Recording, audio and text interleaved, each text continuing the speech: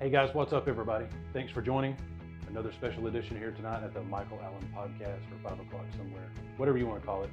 This is our good friend Josh. He's from our recovery community, and I brought him on to share a little bit about his story and his crazy story from addiction to recovery, experience some turmoil through that, and how he bounced back and is to where he is now, which is in a very good, successful spot.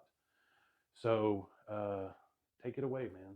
Back, I guess, start, uh, like a lot of us, we started off when we were teenagers, maybe got in with the wrong crowd or something, or what was that like with you? How did you get exposed to some substances that later on took you down a terrible path? Uh, to be honest, I believe that a lot of things happen that lead us up to that. Of course, there's uh, you can see in somebody early warning signs of possible serious, whether it be um, you can just tell when somebody is heading down that path. Is what I'm trying to get at, I guess. Um, my dad was an alcoholic. My mom divorced him when I was 5. Um, but for me, I guess behavior, the alcoholic behavior started when I was 12. Um, I was very unruly, constantly being in trouble to the point that my mom had to file an unruly charge against me, unfortunately. But, looking back, I don't blame her for that. It was, there was a lot of turmoil in the home, um, at no fault to my mother's, but it all started with unruly. Um, Is that like skipping school or fighting in the home or uh, curfew? Completely disobedient, which is all those things. Mm. Truancy comes later, for me, especially. By the time I was 14, I was getting truancy charges. But at 12 years old, I was sneaking out. Um, I'd go out to, hang out, skate, whatever. But what I was really doing is going hanging out with very bad top people. You know what I mean? Um, so at the age of 12, I was sneaking around smoking weed. Um, then by the time I was 13, I started getting in a lot of, fights because I had a little bit of boxing experience under my belt from that. So I started fighting, and then not in the positive way, not in the ring, just fighting, you know. What school did you go to? Uh, Lake Forest would have been when I was 13. It would have been Lake Forest Middle School. Where's that at? Used to be Truett. Oh, okay. Yeah, they changed the name. Oh, okay, okay. Yeah. Yeah. That's Everybody. funny how schools. I mean, Truett had some rough people Yeah. there back, even back when I was in high school. I remember hearing of Truett, and it's Well, pretty funny much how almost they'll all the change the name of it. teachers, like the grandfathered in teachers, I guess you'd call senior teachers there. They were there when it was Truett, and they're still there now. Yeah, it was a rough school. Yeah. It was a rough school. Um, but yeah, so by the time I was 14, I had caught 2 felony charges, aggravated assault. Me and my brother got in a bit of a fight, and it escalated pretty bad. And I'm the one that went to juvenile detention center, and that's when the JDC visits started happening a lot. Juvenile detention a lot. Um, I tell people all the time that it was my second home growing up because I spent so much time. I spent more time in there than I did at home. JDC, Juvenile Detention Court. Did you spend any time in jail? Yeah, A that's what couple I'm saying. hours or Juvenile. overnight? I'm talking months. Weekends? Oh, wow. Months. And what age was this? 14 Oh my to God. 14 to 16. Yeah. No, 14 to 17. Uh, the last year from being 17 to 18, I didn't go to JDC because they were about to ship me upstate to serve a stint of about 10 years. If I got in any more trouble, I was going to serve actual prison time.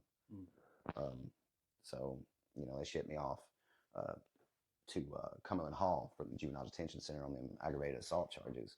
And I remember being in Cumberland Hall, which is a psychiatric facility in Chattanooga. And while I was there, they call it a forensic evaluation, basically to see if I'm not mentally fit to stand trial, which um, it it ended up getting thrown out because of my behavior there. That, and they said that I actually, with the bipolar and all this, and then they proved that the medication that I was on from a local mental health outpatient clinic, they had me on so much medication that I was not fit to stand trial for the aggravated assault charges because I wasn't even aware of what I was doing, which I was aware, but I wasn't aware. You know, it was like fogged my judgment. But upon getting released from Cumberland Hall, you know, and awaiting my court date to go in front of the judge again, when they released me from Cumberland Hall, I got drunk the very night I got released. And that was my first time ever actually getting drunk, and it was on Jim Beam whiskey. And I remember I almost got in a fight that night. The night I was released, I almost got in a fight because I got cut off. And, you know, my friends cut me off. They're like, wait, dude, you're way too drunk. And I'm like, hey, I'm still able to walk straight. You won't let me drink? And they was like, no. So I ended up having them take me home. And so, see, to me, that was already displaying the alcoholic mindset of more. It's never enough. Never enough. And I wasn't even addicted yet. Right. But I had that mentality already of more. And that was my first time ever getting drunk. Mm-hmm. So I'd say that's when it started, 14. And that's what we've been talking back and forth about in the past couple of days is, I don't know, man, it is just, it's a strange phenomenon how, because I remember taking some sips of beer. I think I tried to drink beer. Like I wanted to, because everybody, you know, the sophomores and seniors and the juniors, they were drinking the beer, and we would come back to homeroom Monday and Tuesday morning, and that's all I heard about was all the cool people. Yeah. You know, jumping off bridges and climbing towers and doing somersaults on beer. And I'm like, man, God, that sounds a lot more fun than our week. Yeah. I mean, we was in our own kind of trouble. We had fun in our own kind of troublesome way, but we were never really drinking. So I remember trying some beer, you know, to experience what they were. And I would try it a couple of times, and it never took. Thankfully, I mean, because I was like 15 or 16 or something like that. So I tried beer a couple of times, tried a couple of wine coolers, and it didn't stick for me. I mean, just as a kid, I mean, THC back when I was a teenager, to me was the greatest thing ever invented, period. Yeah. But I remember trying to drink the beer like everybody else, and it didn't stick until I was, I don't know, maybe 21 or 22. And when I drank liquor mixed with orange juice, called a screwdriver, as you probably know, I was off to the races, as they say. I mean, that feeling and that taste just opened up a portal, if you will. And I was like, man, give me 4 more of these minus the orange juice. So it's a strange phenomenon how alcoholics will try to become an alcoholic even before they became an alcoholic or something. I don't know if this makes sense to anybody, but anyway. Yeah, and you know, go ahead. That's just strange that people, you tried it and then it never took. And then one night it was Jim Beam whiskey and it was like instantly hooked. Yeah. So, you know, I started going away from the drink, and then I started smoking weed again. Then I got into heavy drugs, and then, you know, it wasn't until I was 21 that it really got a hold of me. Well, I would say really got a hold of me, but my heavy drinking started out as that weekend warrior kind of thing, where I was just like pounding 24 packs a weekend, you know, and I'm not talking a 24 pack the whole weekend. I'm talking Saturday, Friday, and Saturday night, 48 beers a weekend at least. Right. Then by the time I hit 21, that's when it was off to the races, because once I hit 21, I was able to walk in and buy it myself. I didn't have to have friends to buy it for me. Oh, it was on. It almost grabbed a hold of me instantly from the day I turned 18. I was drinking from the time I woke up to the time I went to bed. Mm-hmm. And I tell people I didn't go to bed to go to sleep. I passed out, you know, and then I would wake up and do it again. Because then you got to go to bed eventually. Yeah, and it's just like wash, rinse, repeat. It never ends. No, never ends. And that's what it was for me. It never ended. So after that, you know, I eventually reached a point. As a matter of fact, I went to Alcoholics Anonymous for the very first time when I was 21, because I already knew I had an issue then. Yeah. And when I went there, I remember I went to one meeting, and that one meeting I was sitting there and I was listening to everybody talk. And in my head, I was thinking, good God, I don't want to be here, man. This makes me want to drink. Listening to this depressing stories makes me want to drink. Wild? Yeah. So literally I left, and when I got home, I went straight to the store. Mm-hmm. As soon as I got back to my roommates or my room. Went to an Alcoholics Anonymous meeting, and I didn't know it was an Alcoholics Anonymous meeting. I didn't know what it was. Yeah. Until I got into Alcoholics Anonymous, because for me, like I needed the help. But I went with a buddy of mine, Drew, out in Oklahoma. I went there. He asked me to go with him, like just to support him or something. Yeah. And he knew I needed help too. Yeah. It's not going to hurt an alcoholic to go Right. to an alcoholics meeting. You never, something may stick, it may not. Yeah. But I remember going, and I wasn't ready for it. I had Right. no idea what it was. I wasn't ready for it. Go if you've never been to one, and go again. It's only going to help you. But I remember that night in my head going, I cannot wait to get out of here Yeah. So I could go get drunk. so I can drink. Yeah. Man. And see, I only knew of Alcoholics Anonymous because when back, as I was saying previous, when I was 16 to 17, I was on state probation at 16. I was forced to go to NA, Narcotics Anonymous, because I was constantly getting a violation of probation for failed drug tests. So I was forced. I had to get the signatures and all that. And that's how I found out about Alcoholics Anonymous. So when I was 21, I had already knew a little bit about it because of that. If it wouldn't have been for that, I would have never known of either program. But what really, so I go back into drinking. And those years, I tell people all the time, I'd like to say those were fun years, but they were hell. They were hell.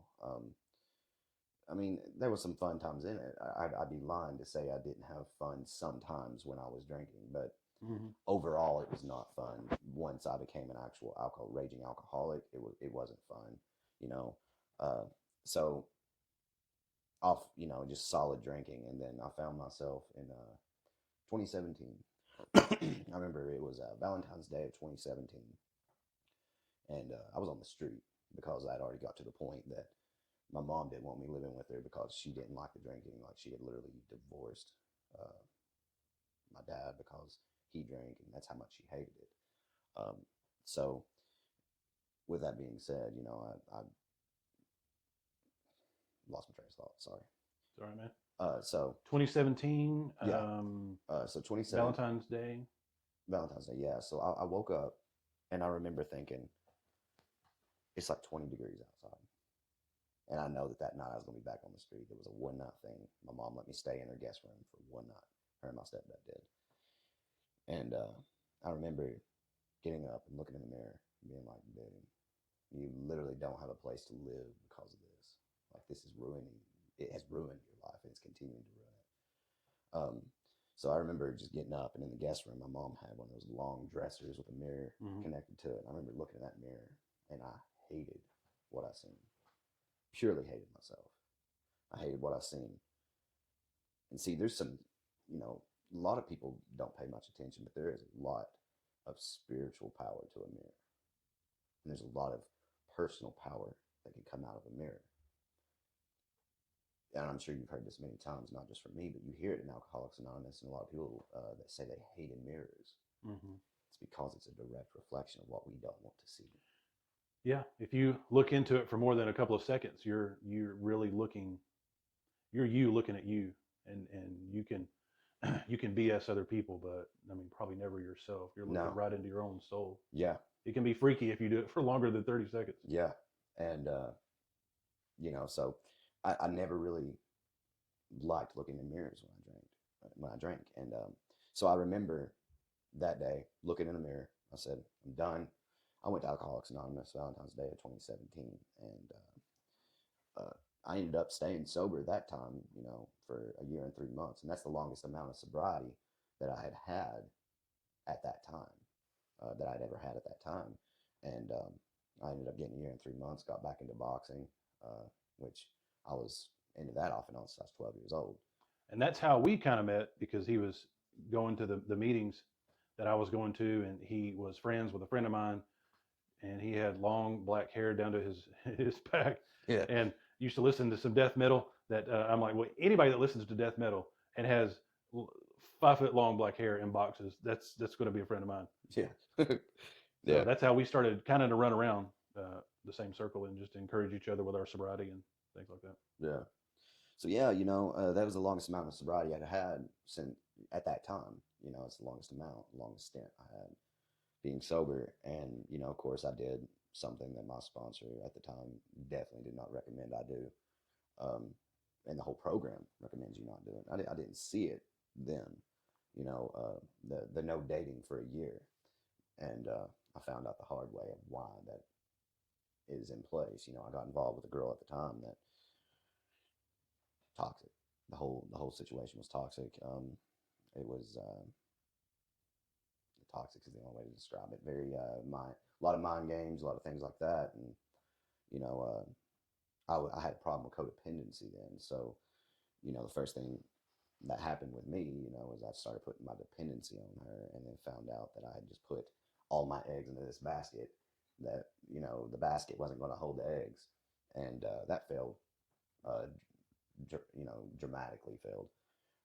And when it did, automatically, you know, started drinking again. And It caused a relapse. It caused enough yeah, triggers. Being in a toxic relationship, fresh into recovery, a toxic relationship in general is going to make people do things to cope and to escape that relationship that they normally wouldn't do. For people that just socially drink, I feel like we're describing what they would do normally. They don't see it as a problem until you get into recovery. And then yeah, you look at social drinkers, light drinkers, you know, I mean, if the truth be told, a lot of them are alcoholics too. They're just kind of in the, they don't see it or what have you. yeah. They have enough function, you know, that they claim to be functional, but Enough so, function to hide it. yeah, some of them aren't. But yeah, so when you start in recovery, they advise, hey, just focus on you. You're glad to be alive. You're glad to be out of jail. You're glad to have maybe a job, maybe some shelter, because that's what addiction does. It slowly takes all those. Glad to still have your Yeah, health. it takes all those things away from you slowly but surely. So when you get into recovery, that's why they advise you, you know, to not date. You've got enough problems trying to get your life back together Yeah, and keep it together. You're super fragile. I mean, whenever you stop an addiction cold turkey, no matter what it is, fill in the blank. You stop that addiction cold turkey, you are super fragile. You're just trying to get to the next hour, to the next hour, to the next hour, dealing with withdrawals, physically withdrawals, emotional withdrawals, mental, just the sheer habits, you know, that yeah, we put into place there. So the last thing a person needs into recovery is starting to date people. yeah. And see, you know, they say not to date people in the first year. Well, I had a year and 1 month All right, yeah. at the time of her. But see, my sponsor at the time recommended I take longer because I just wasn't. He knew of the codependency issue I had. He knew of all these things. So I was a special case where my sponsor was like, "You are not ready for this." He's like, "But you know, you're grown. You know, Yeah. you do what you want." And it led me into a relapse. So, you know, the year and 3 months I had that, and I don't know why, but for some reason after that, I would try to get sober again, and I would never make it to that 4 month mark. I'd get 90 days, and before that 4 month mark, relapse. Mm-hmm. And that went on from 2018 until 2020 of that drink. And I'd go on like a 6 month bender and then get 90 days, and then a 6 month bender, and then 90 days. It was insanity, pure insanity at its finest. So I remember in 2020, that's when it got to the end. You know, you know, my lady, you know, she was with me at this time, and I remember when we first got together, I was in my 90-day sobriety period, you know, and I was like, I'm going to get it this time. Mm-hmm. It didn't happen that way. It didn't happen that way, you know. So one thing that she said to me that I still remember to this day is when she got with me, I was sober, and then she watched me relapse. She said she could literally see the light leave my eyes. So for that 6 month bender in 2019, she said I wasn't, you know, it's like I was there, but I wasn't there. Mm-hmm. And I remember when I got sober for that another 90-day period, she said, I'm glad to see you're back. And, you know, I didn't understand what she was talking about then, but I do now. Yeah. It's like, what are you talking about? She's like, when you drink, when you relapse, I watch the light leave your eyes. She said, I watch you leave. It's a And different person. it is a different I've person. always believed that drugs or alcohol just makes you the worst possible version of yourself. Yeah. And man, I mean, people recognize it. You may not, it's embarrassing now to think of the places I put myself around thinking that I would, people don't know I've Yeah. been drinking. But when you get sober and then you see other people drink and you're like, oh man, I mean, you can see it just from like, you know, 20, 30 feet away. But yeah, it definitely changes you. There's a darkness to it. I'm sorry. Yeah. There's a darkness Well, to I it. tell people all the time there's a demon in that bottle, in the bottom of that bottle. Why do you think they call it spirits? Spirits. Yeah. Out of all the things to They call it, believe that. why do you think, where do you think that came from? Like, It actually comes from the Middle East. They believe that the alcohol had spirits in it because it changed people well, and the way they were. It would change them completely. They believe they was truly, they actually believe they were jinn in the bottom, and not the drink gin, but jinn, which is their word for genie. Which jinns over there? We're not talking about Aladdin. We're talking demons. They believe that demons were in the bottom of the bottle, Yeah. and that's the reason a lot in the Middle East and areas like that, it's not even forbidden. legal. It's not even Absolutely legal. forbidden. You will be put in prison for it. And so yeah, 2020, I did that relapse again. Only this time, it went on for about 6 months, and I was drinking like, I mean, it was just insane amounts, gallons and gallons every day, and that led me to almost dying. And I remember I went and partied the night before, drank, and the next day when I got back, where I at home, I started throwing up. I was throwing up the morning when I was picked up, and it was just, I didn't think much of it. I thought, oh well, this is just normal, hangover or whatever. Hangover stuff, yeah. But when it came about 5 o'clock in the evening, and I'm still, you know, throwing up, and it went from just regular vomit to like a dark orange bile. And I know that sounds disgusting, but there's a reason why I'm describing the detail. By that evening, my blood pressure was stroke level. I'm talking like 170 over 100 and something. My heart rate was like 130 something beats per minute, and I was just laying down. And I remember, my lady, she rushed me to the hospital. It was Erlanger East emergency room, and they got me back quick, because by the time I got there, my blood pressure had went even higher. My pulse was even higher. It was at like, I think it was close to 200 beats per minute. Like I was about to die. And just from the blood pressure, just from the rapid heartbeat. Yeah, just from that. Yeah, that could have killed me just from that. But by this time, I'm not even vomiting bile anymore. I am, but it's black. Black.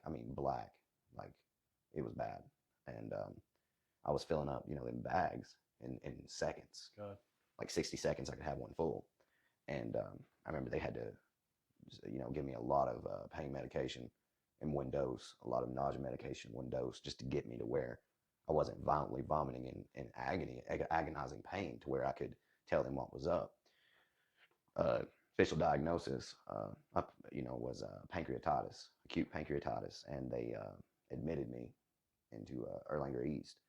And from there, I was in the hospital room, the regular hospital room, when I was admitted.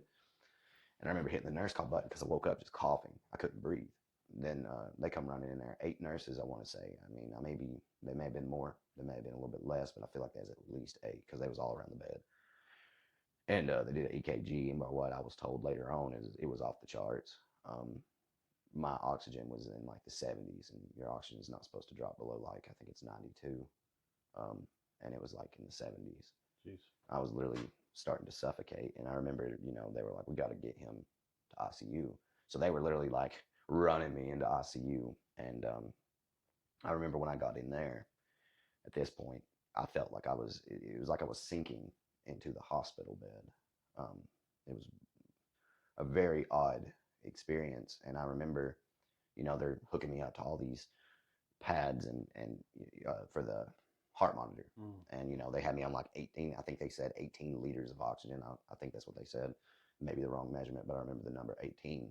And I remember they was surrounding the bed then. And I remember looking at all of them, and I looked at one particular nurse, and I said, am I about to die? And, I know when a nurse is just trying to not lie, but try to be comforting. And it wasn't comforting. I asked, am I about to die? And she just looks at me and goes, you're going to be okay. I'm like, no, yes, no, no. That tells me I'm dying, Yeah. So, at that point, it definitely went into a spiritual moment. I remember looking up at the light, and it's crazy. My hearing was amplified. I could hear, how they have them fluorescent, long fluorescent bulbs in the hospital. There was one right above my bed. And I remember, laying back my head, because my hearing was amplified. I could hear that buzzing. And I remember, and I never really went to full detail about this experience with, anybody really. I've told people details, but not the whole thing. So this is the first of it. So I'm looking at this light, and I remember this light just going like it's like it just lit up brighter. It started getting brighter and brighter and brighter. And I remember I wanted to see if it was just me. So I remember looking at all the nurses, and every single nurse around that hospital bed I was on was looking at that light. They watched it get brighter. And I remember the nurse looking up at that light like this and looking down at me. In that moment, I literally looked around the room again, and I was seeing black shadows. I mean, I could hear like laughing, but I could also hear screaming. The shadows. Yes. Or, It was a mixture between screaming and then there was some laughing. It was wicked. Very wicked. And coming from someone like me who spent most of, against my mother's wishes, most of my teen year, all of my teen years actually, and actually all of my 20s almost, except for the last few years in the occult, you know. And I'm not talking Wicca, that was just the beginning. I got into that first thing, when I first started getting into it. I went way darker than that. And, so when I started seeing all that, I'm like, oh man, I knew what that was and I knew why it was there. And, so they're dancing all over the wall. It's really weird. Mm-hmm. I mean, it was terrifying to say the least. Yeah. And I just remember looking up at that light again, because that light was still just, and I remember saying it loud, God, help me. I remember saying, if you will help me, I will never touch another drink. I will never drink again. You're saying that like within yourself? No, I said it out loud, right in front of all these nurses. Okay. And I remember there was a Muslim nurse that was the ICU nurse that night that had just wheeled in on one of them big cart things. It's called a crash cart, I think, but it had like defib pads. She said it next to my bed. Like, that didn't comfort me, So yeah, I said it out loud. I remember saying out loud, God, save me, help me. Mm-hmm. I will never touch another drop. I will never drink again. As long as you help me to not drink again, please let me live. And I remember in that moment, I slipped into a coma. And that's the last I remember of being awake at that time. Wow. And I remember while I was in a coma, it was something. There was a spiritual thing that happened in the coma that I don't really talk about. I'm more open to talk about the shadows on the walls and stuff and all that more than I am this. A lot of people would say, "Oh, you're crazy," and then you got the other people, who, might say it was the medication, or just not believe it. But it was real. It was real. I felt like I was there, and you would think it was out of a movie. It honestly reminds me of that movie Crossroads, but I literally came in my comatose state. I was at a crossroads, and it was gravel in the middle of nowhere, nothing but field. Mm-hmm. There was nothing but field and one weeping willow and a gravel road this way and a gravel road like that. And I remember I went to the center and I stood there and I was just looking around and I kept looking at this tree. I didn't know I was like, I don't know where to go, because it just seemed like it never ended. Always just nothing but field. And if I can recollect correctly, it looked like maybe wheat fields, but I may be wrong. Maybe the grass was just tall. I know it's golden. And like I said, it was like out of a movie or something, like the movie Crossroads. But it's insane because all of a sudden I started hearing Swing Low Sweet Chariot being whistled, but it was in a very dark, slow, melancholic, eerie kind of way. And in the distance, I seen a dude walking toward me, just like a movie. You know what I'm saying? It was really weird. I don't know. I believe that, God and spiritual situations can sometimes be specifically relied on what we are familiar with. And I believe that may be what happened. But I remember that whistling and a guy in the distance walking up one way. And I remember him getting up to me, and he was in just all black. And I remember him looking at me, and he just smiled at me eerily, very scary. And he was tall too. Like, I'm talking tall, like not your normal tall either. And so I remember looking at him. He's got this eerie smile on his face, and I remember looking at him and him saying, "It was a smart choice that you said to God what you said." And I remember looking at him, and he made the statement. He made that statement, and I just looked at him and said, "Well, I meant it. I meant it." And he said, you better hold to it, Mm. or I'm coming back for you. I don't know who it was, but I have an idea. Mm-hmm. Yeah. I definitely have an idea. A lot of people would say I'm insane. That's fine. I would rather tell that story and at least reach a few to let them know the devil is real. Mm-hmm. No doubt. And the thing is, he looked just like a normal man. Scary. Not in the, but imagine that, Well, yeah, of course. being Yeah. took by that. Because I remember him looking at me and him going, because if you do, I'll be the one coming for you.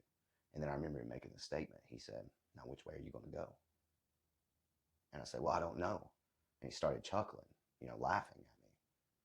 And I was like, and I remember I could even think. I could feel the breeze. There was like a warm summer breeze. I could smell the air. And this is during your coma. Yes. Mm-hmm. I could smell the air, everything. And I remember thinking, I could even think on my own in this. It wasn't a dream at all. Mm-hmm. This was an out-of-body experience. Yeah. And I remember thinking, okay, well, if he came from that way, I know I'm not going that way. Right. So I looked at him and said, I guess I'm going to sit under this tree till I know where to go. And he just looks at me and says, probably a good decision. And he turned around and he just whistled and walked away and disappeared. So I remember sitting under that tree, and it seemed like days, but it never got dark, that I sat under that tree, just sitting there. And I remember the feeling of being just lonely. I felt completely lonely just sitting there. And it seemed like it went like 2 days past, and the sun never went down, that I was sitting under this weeping willow tree. And I remember finally, I stood up because I could hear something. And what I was hearing was my lady talking in the hospital room, and I woke up. From that point, she visited with me. But the thing is, I couldn't speak to her really then, because I was still kind of in that comatose state. I just remember hearing her voice. I don't know if she was on the phone or what, or she was just sitting there and I heard her. I don't know. It's a very complex situation that I can't really, I'll never figure it out, Mm-hmm. But I remember opening my eyes long enough to look at her, and then I went back out again. And when I woke up, for the last few days I was there before they released me, I remember, the TV was on, but I couldn't focus on the TV. I had so much on my mind, obviously all this running through my head of, well, there goes drinking. That's definitely a goodbye to the bottle or the can, whichever. A complete life change. I knew God was real even then, even as an occultist and all that. I intentionally rebelled against him. So I knew there was no going back from that. That was in stone. There was no going back. But I remember laying there and just thinking about all of the people I had wronged in my life, all of the things I'd done wrong, not just wronging people, but everything I'd just done wrong in my life that I could have done better. Thinking about, like, if I would have died, I would only been remembered as an occultist, a drunk, and a greedy, selfish, mean, evil individual. That's what most people would have remembered me as. Even though I had stopped being an occultist by the time I had got with my lady, Becca is her name. Closest thing to the angel I've ever met on this earth. Mm-hmm. She is wonderful. Love her. Stuck with me when she should have walked away. Every moment she had that she was not at work, she was in that hospital room. She would have been sleeping there if they had let her, but that was during the COVID time. Mm-hmm. I mean, perfect. She may not be perfect, but she's perfect for me. Right. And just a wonderful individual. Love her to death. But I was thinking everything I'd put her through. I never was the physical type. I'm not an abuser like that. I wouldn't abuse her or nothing like that. But her having to sit and watch me drink myself to death, and then her having to sit and watch me die. I had 4 IV bags running this arm, 4 IV bags running this arm. Official diagnosis of that hospital visit was acute pancreatitis, and then the onset of double pneumonia, and then between the acute pancreatitis and the double pneumonia, it set up sepsis. So, man, I was on my way to the grave, no doubt, no doubt. And I was in the hospital for a grand total of about a month. And I remember just laying there thinking, I've got to get this right. I've got to get this right this time. This is it for me. Seriously, yeah. And, so that was that. When I got out, I started going to church. I started reading the Bible. I started praying every day. Mm-hmm. I found myself eventually preaching, becoming a preacher. Never stopped my journey with Sharing your poetry. testimony and stuff. Oh, definitely, definitely. My testimony is everything about who I am today. Yeah. Without that, I wouldn't be who I am today. My cousin Kevin posted something today, and it said something like, the reason why a lot of recovering addicts find Christianity is that they've seen the devil.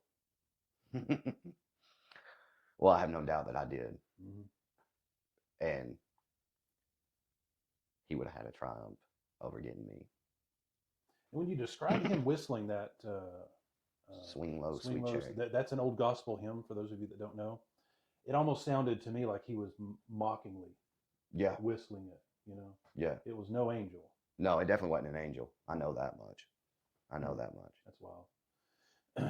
And I just remember it was an experience that, regardless of how traumatic it was, I would not take that experience back. Right. Because it's where I am today. Now it did come with its own consequence. Mm-hmm. In the Bible, the Apostle Paul, the disciple Paul, he speaks of having a thorn in his side. For me, I definitely have that thorn because even though I survived that, it still came with physical consequences. Yeah. I've got chronic pancreatitis. I don't see that going anywhere. They told me, well, usually in the beginning, they said chronic pancreatitis will usually, when they diagnose me with it, because some people don't even get it after having acute pancreatitis, they just go on with their life. Not me. They said, well, usually if you end up with chronic pancreatitis, it'll heal itself sometimes within a year and you won't have chronic pancreatitis anymore. Well, it's been 3. So, hey, if God decides to heal me from it, I will be forever grateful, like I always am anyway. But if you don't, it is what it is. But I have come to terms and accepted that, acceptance is a big thing of Alcoholics Anonymous, but acceptance, that's a big thing to life itself. You have to accept things. Some things, yeah. Because there's some things you don't have to accept. Some things you can change, and some things you just got to take it for what it is. And chronic pancreatitis, unfortunately, is one of those things you have to accept it for what it is. So I've already come to terms with this. Probably will claim my life, and honestly, I have no doubt in it. I like to try to put out of my mind that it's going to claim my life, but I know deep down this chronic pancreatitis will claim my life. And it's all due to my drinking. I never would have had it if it wasn't for the alcohol. So I've had to come to terms with accepting that this will claim my life. But instead of saying and driving myself nuts and doing all that, I try to reach as many people as I can before I go. And share your story of hope, and now more than ever. Because that's my whole thing, is I want to reach out. Maintain your sobriety. Yeah. More than ever, and then try to encourage those that are either freshly into recovery or those that, just aren't there yet. They're still suffering, as we say. Just plant those seeds. Yeah.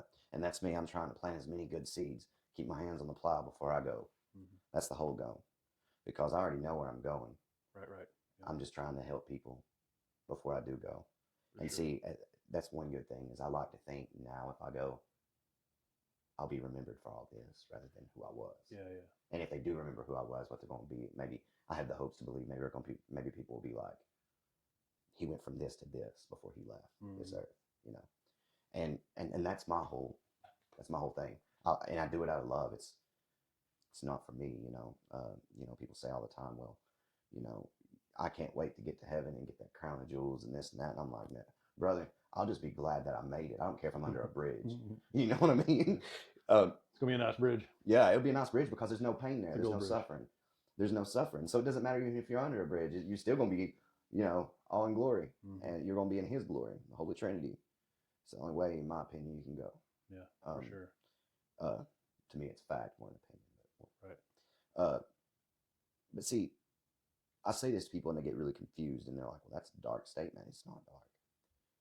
With the suffering that I endure, with my health problems with the chronic pancreatitis. I end up in the ER, unfortunately, quite often, at least monthly to every couple of months with flare-ups. It's so severe, and the pain's awful. But this is where people get confused when I say this: is there is a serious, a massive divine blessing through my suffering, because I can reach people who are suffering. There's power in being able to look at somebody else's suffering and say, me too.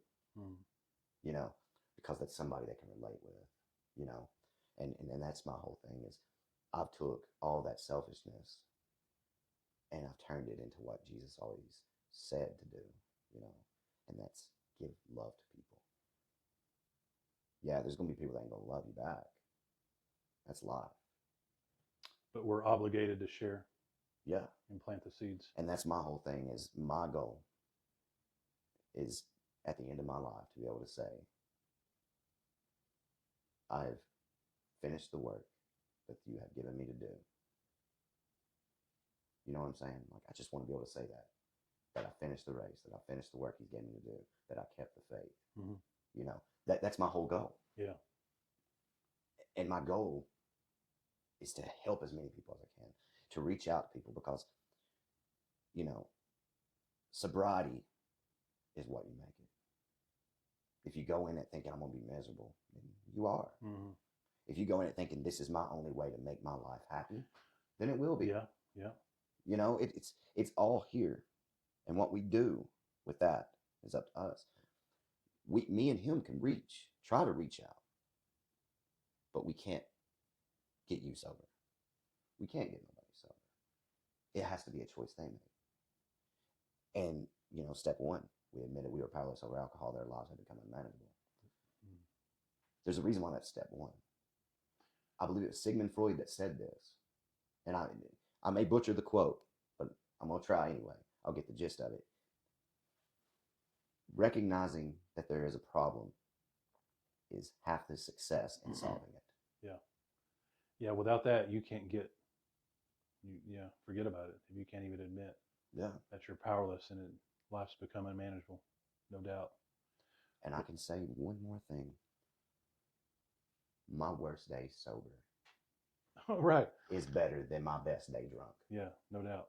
Yeah, that's a good one. I forgot about that one. That is a good one. I remember it. Yeah. And nothing changes if nothing changes. Yeah. All right, man, that's awesome stuff. Let's take a quick break, and then we'll jump it. Maybe just try to finish that out. For sure.